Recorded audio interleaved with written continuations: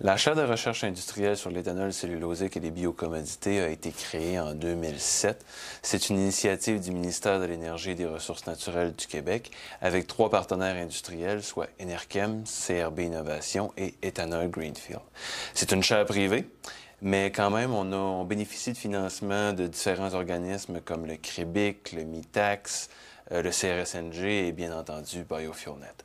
Donc la chaire est divisée en 4 plateformes qui touchent chacune d'une façon ou d'une autre aux différents travaux qui sont faits dans le domaine des biocarburants et bien entendu aux demandes et aux besoins de nos partenaires industriels. La première plateforme de la chaire de recherche est une plateforme qui touche à la conversion de la cellulose en glucose. L'objectif de cette plateforme-là, c'est de mettre au point des technologies pour faire l'hydrolyse non enzymatique de la cellulose vers le glucose.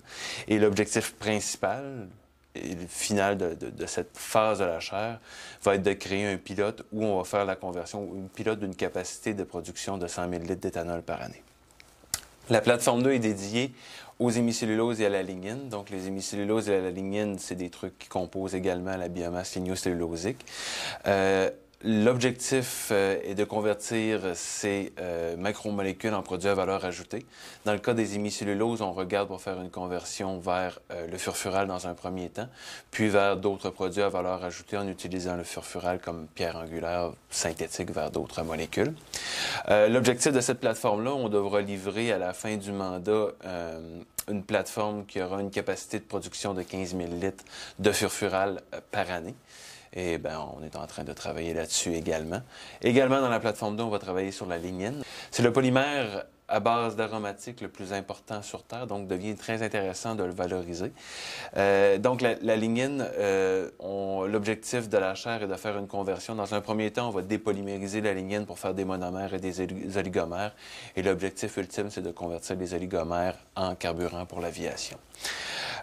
Troisième plateforme de la chaire est dédiée aux procédés thermochimiques, plus spécifiquement à la gazéification en lien avec un de nos partenaires industriels. Donc, on regarde au niveau du pré-traitement de la biomasse qui va rentrer dans un système de gazéification jusqu'à toutes les investigations par rapport aux réacteurs, au traitement des gaz et également toute la valorisation de ce qui est goudron, charbon, mais également tail gas, c'est-à-dire essentiellement des alcanes à courte chaîne qui sont produits en parallèle lors de la gazéification.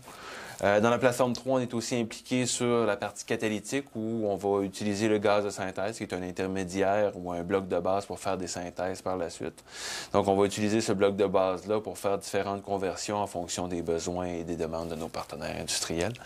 Finalement, la 4e plateforme est une plateforme qui va regrouper ou qui va encadrer les autres plateformes. Il y a 2 aspects à cette plateforme-là. D'un côté, il y a tout ce qui est modélisation. Donc, on va faire de la modélisation au niveau quantique. On va faire de la modélisation également au niveau fluidodynamique. Donc, fluidodynamique, c'est plus au niveau engineering. Quantique, ça va être plus au niveau fondamental. Au niveau CFD, on va travailler, on a travaillé essentiellement sur le suivi par ordinateur ou par modélisation des différents réacteurs catalytiques qui sont impliqués et qui sont utilisés par nos partenaires industriels. Au niveau quantique, on a travaillé sur le design de catalyseurs en utilisant un système informatique quantique, donc un outil de calcul quantique.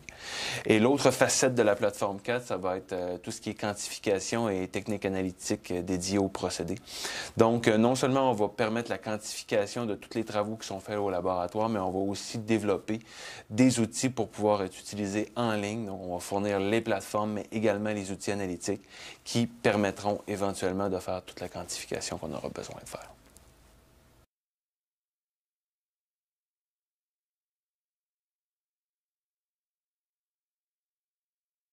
Bonjour, aujourd'hui nous allons parler de la mise à l'échelle d'un procédé appelé reformage sec du méthane.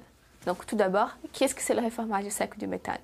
C'est une technologie qui permet la conversion du méthane et du dioxyde de carbone, qui sont les 2 principaux gaz à effet de serre, en syngas, au gaz de synthèse, qui est un mélange constitué d'hydrogène et monoxyde de carbone. Ce mélange est très utilisé dans l'industrie chimique pour la production de plusieurs produits différents, comme des alcools et même des carburants via le procédé Fischer-Tropsch. Malgré les avantages au niveau environnemental, cette technique n'est pas encore utilisée à l'échelle industrielle pour 2 raisons principales. La première, c'est qu'il n'y a pas encore un catalyseur qui puisse être assez performant et stable dans les conditions de réaction. Et la deuxième, c'est que c'est une réaction très endothermique qu'il faut fournir beaucoup de chaleur pour que la réaction puisse s'y passer avec une bonne conversion des réactifs. La technologie que nous allons présenter aujourd'hui a été développée par notre partenaire Hydro-Québec. Elle utilise un catalyseur à base d'effet à faible coût qui peut être facilement acheté à la quincaillerie. Elle fonctionne de la façon suivante. On place le réacteur tubulaire dans un four et ensuite on emprisonne le catalyseur entre deux électrodes où on fait passer un courant électrique et un mélange de réactifs composé de méthane et dioxyde de carbone avec un ratio de 1. Les réactifs vont réagir au sein du lit catalytique chauffé électriquement pour produire un gaz de synthèse avec un mélange hydrogène-CO aussi égal à 1. Cette technologie permet l'utilisation de l'électricité pour apporter suffisamment d'énergie à la réaction et aussi une façon de stocker cette énergie indirectement. Nous avons d'abord développé cette technologie à petite échelle, autour de 1 litre par minute, et pour ça, nous avons utilisé le montage suivant.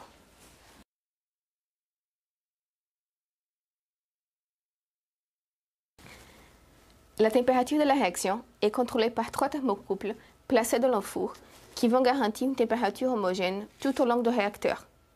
Et les débits des réactifs entrant dans le réacteur sont contrôlés par des débitmètres massiques. Les débits des réactifs rentrent par le bas du réacteur, traversent le lit catalytique et sortent par le haut.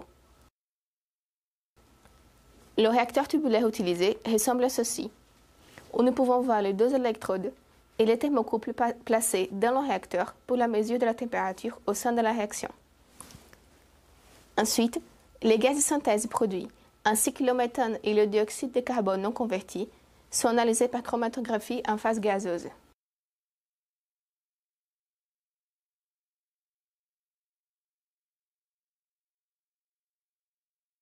Ensuite, en utilisant ce même montage, nous avons travaillé à une échelle un peu plus importante, entre 1 et 10 litres par minute.